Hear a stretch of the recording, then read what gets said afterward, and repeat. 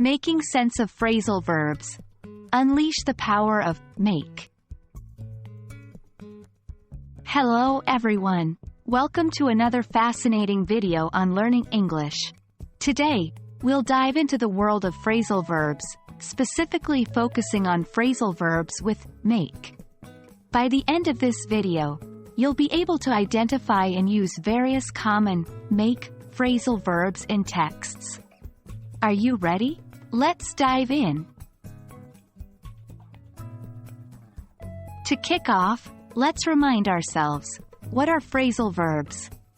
Simply put, they are verbs that combine with prepositions or adverbs to create a different meaning than the original verb.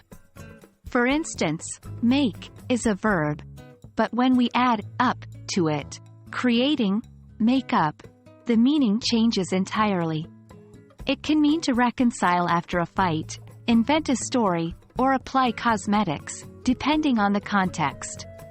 Understanding phrasal verbs is crucial for fluency in English because they are so widely used in everyday conversation, professional emails, and literary texts. Make is a versatile verb that pairs with numerous prepositions to form a variety of phrasal verbs. For instance, make up, make out, make for, make off, among others. Each of these combinations carries its own unique meaning. To master these phrasal verbs, you'll need to familiarize yourself with their meanings and practice them in context. Now, the challenging part: how to identify these phrasal verbs in texts. Let's learn through an example. John and Mary had a fight last night, but they made up this morning. In this sentence, made up is a phrasal verb. We can identify it by looking for a verb, made, in this case, followed by a preposition or adverb, up. But remember, not every verb-preposition combination is a phrasal verb. Context is key in determining whether it's a phrasal verb or not. Here, made up means reconciled or resolved their disagreement.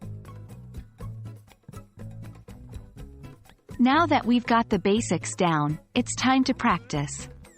Pick up a book, open a news article, or read a blog post, and try to spot the phrasal verbs with make. Write them down, look up their meanings, and try to use them in your own sentences. And that's a wrap. We hope this video helped you better understand phrasal verbs with make and how to identify them in texts. Remember, the more you practice, the more natural it will become. Keep reading, keep practicing, and soon you'll be using these phrases like a pro. Thanks for watching, and see you in our next video.